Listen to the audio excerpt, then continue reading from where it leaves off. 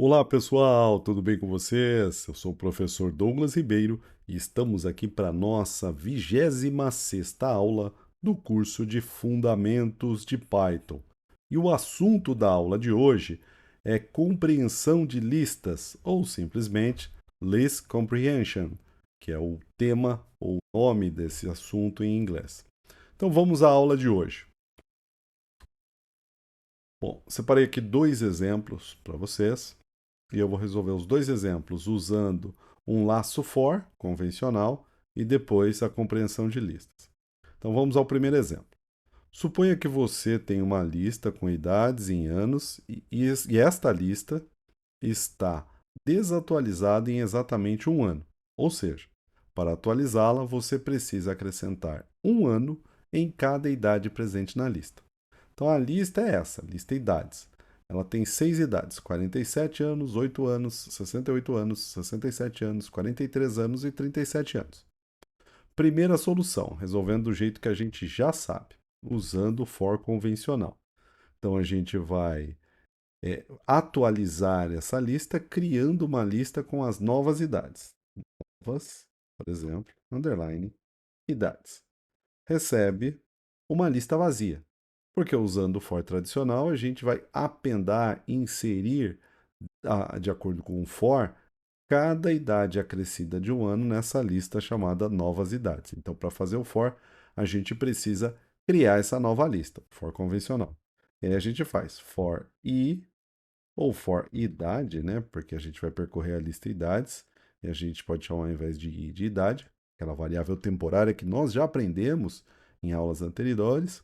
Então, for idade in idades, que é o nome da lista, dois pontos quer dizer faça alguma coisa. Então a gente dá um enter e ele já fica indentado aqui automaticamente. E aí qual é a ação? Qual é o bloco de código que a gente vai usar? Apendar cada idade da lista idades acrescida de 1 na lista novas idades. Então novas underline idades ponto append vai ser idade, que é cada variável temporária que a gente criou, mais 1. E aí no final vou printar esse novas idades. Print novas underline idades. E aí o que que ele vai fazer? Ele está conectando aqui. Ele não vai fazer porque eu não rodei o primeiro código. Ele vai dar um erro aqui porque esse primeiro código com a lista de idades não aconteceu. Então ele vai dar um erro aqui. Foi um lapso aqui. Então vou rodar o primeiro código. Agora sim, a máquina não estava conectada. Então eu fiquei muito tempo aqui com isso desconectado. E aí ele não rodou. Então rodei ali um bloco de código que cria a lista idades. Agora eu vou rodar esse for e ele acrescentou. Então a lista idades desatualizada tem isso e a lista novas idades atualizada tem um ano a mais para cada um deles. Então até aqui sem novidades, a gente já aprendeu a fazer isso em aulas anteriores. A novidade vem agora em fazer isso aqui usando List Comprehension. Então é muito simples. Todo o resultado de uma compreensão de lista, ou seja, toda vez que eu itero dentro de uma lista usando esse recurso de compreensão de lista, automaticamente eu crio uma nova lista. Então, essa nova lista vai ser criada porque eu vou usar o método compreensão de lista e a saída do método compreensão de listas é uma nova lista. Então, eu vou guardar essa lista num objeto. Vou dar um nome, numa variável. Eu vou chamar de novas, underline, idades, underline 2 só para ficar diferente ali do primeiro. Recebe uma lista. E aí eu faço essa compreensão de lista aqui dentro, aqui que está o segredo. Todo bloco de código, ele vai colocar dentro dessa nova lista idade mais um. Então, a ação que eu vou fazer vem primeiro, é a primeira parte da compreensão de lista. Idade mais um é o que eu quero fazer. Então, é isso que eu faço primeiro. Aqui eu inverto a posição do for convencional. E depois vem o for, na sequência. For idade em idades. Então, é a mesma coisa que eu fiz aqui com várias linhas numa única linha de código. Então, isso aqui é um recurso do Python que permite muita versatilidade na maior parte das vezes que você precisa usar um for. Eu estou executando exatamente a mesma coisa com menos texto, menos código, menos linhas. Então, o que eu quero fazer dentro dos colchetes e o for depois, ou seja, onde eu vou fazer e com quem eu vou fazer. Então, idade mais um, for idade em idades, ou seja, some idade mais um para cada idade que você achar em idades. E aí isso vai ficar guardado dentro de novas idades, porque a saída disso é uma lista e eu estou guardando numa lista com nome. Eu estou dando um nome ali à esquerda do igual, que é o recebe, nessa linha. E aí depois eu vou fazer o print. Print novas underline idades underline 2. Eu vou imprimir o resultado disso. E o que que nós temos? Exatamente o mesmo resultado que nós tivemos na primeira solução. E olha como é mais eficiente, mais rápido, né? Ela tem muitas vantagens e é muito simples. É um recurso muito elegante e traz uma sofisticação aí para o seu código quando outras pessoas forem ler, outros colaboradores fizerem aí a leitura do seu código. Isso demonstra aí um conhecimento, uma elegância, um conhecimento da sintaxe da linguagem, uma elegância no código. Bem simples, né? Agora eu vou trazer um elemento onde a gente vai usar duas listas. Então a gente vai ter que fazer uma compreensão de duas listas. Notem que aqui a gente tem uma lista só. Então a gente vai usar um artifício, a gente vai comprimir duas listas numa lista só, e aí vai fazer a compreensão dessas duas listas numa lista comprimida.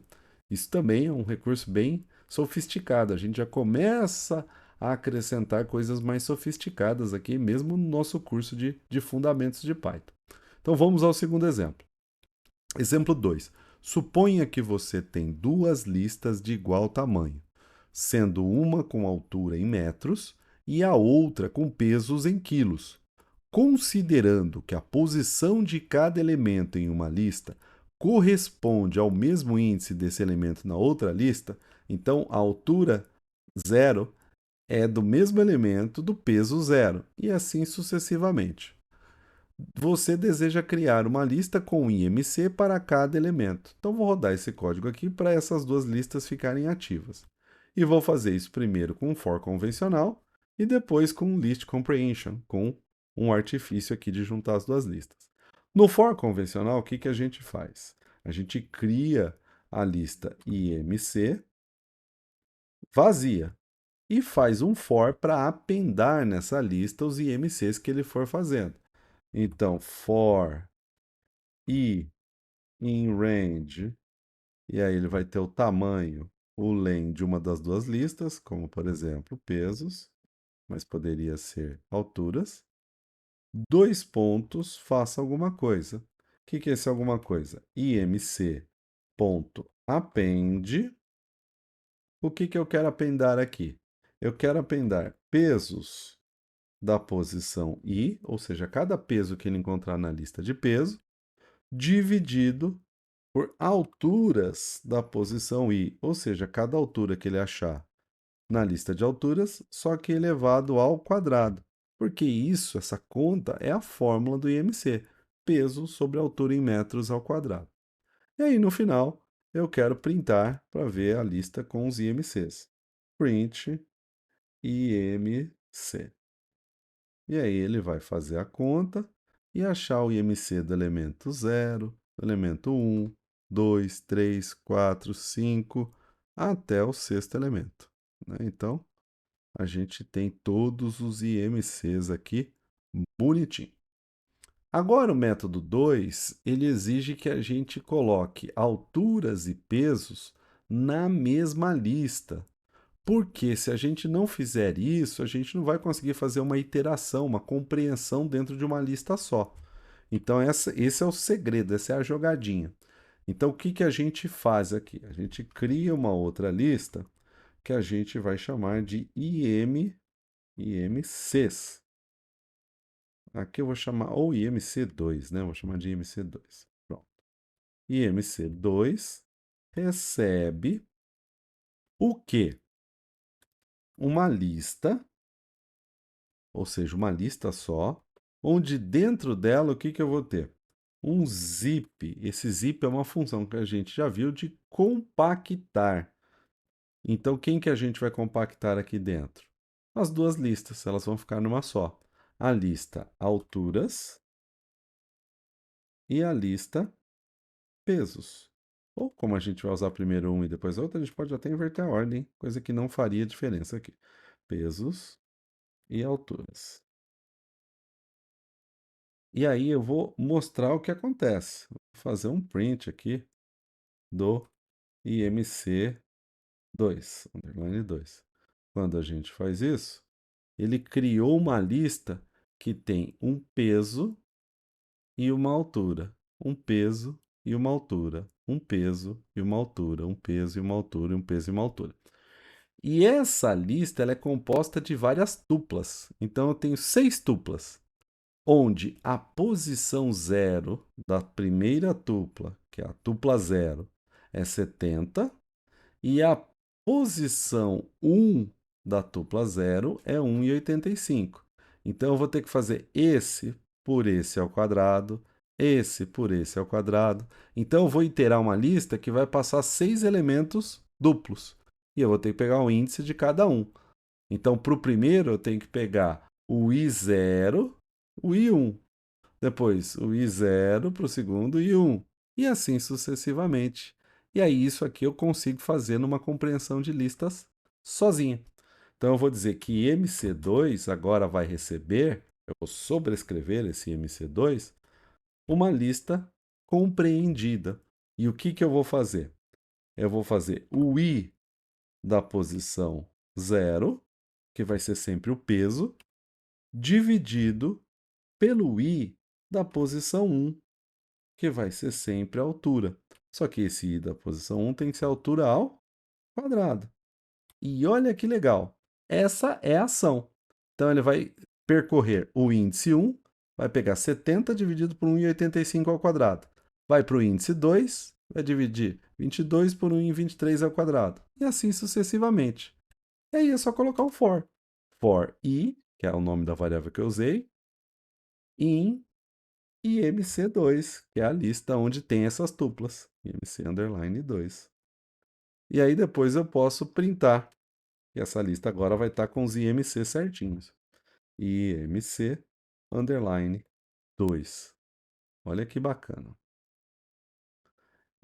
E aí ele traz exatamente os mesmos valores. Então eu quis trazer esse segundo exemplo porque a maioria dos vídeos das aulas que tratam sobre compreensão de listas fazem compreensão de listas com uma lista só. Não deixam muito claro se você pode usar mais de uma lista. E aí as pessoas ficam com essa dúvida, né? Então eu trouxe esse exemplo porque não tem tantos exemplos. Quando eu fui aprender isso aqui, eu não achei tantos exemplos. Na verdade, não achei exemplos. E aí fui recorrendo aí às regras empíricas, tentativa e erro, até chegar nessa estrutura, né? E hoje eu uso muito isso, essa, digamos assim, alternativa de comprimir uma lista antes de fazer, ou comprimir várias listas numa lista antes de fazer a compreensão dessas listas. Bem simples. A essa altura do curso a gente já sabe esses índices de como buscar, como trazer um. Se você chegou nesse vídeo e não viu o resto da playlist, eu explico toda essa parte de índice, eu convido você a assistir às aulas anteriores, porque esse curso é um curso sequencial. Então, toda semana a gente coloca aqui aos finais de semana aulas novas, mas ele tem uma sequência, ele foi pensado numa sequência. Apesar de ser rápido e conciso, ele é bastante denso, ele é bastante profundo, bastante abrangente de vários assuntos do Fundamentos de Python, tá bom? Então, espero que vocês tenham gostado dessa aula de hoje. A gente já está começando a deixar mais sofisticado aqui os nossos códigos. E aguardo vocês na próxima aula, pessoal. Um grande abraço e até lá. Valeu!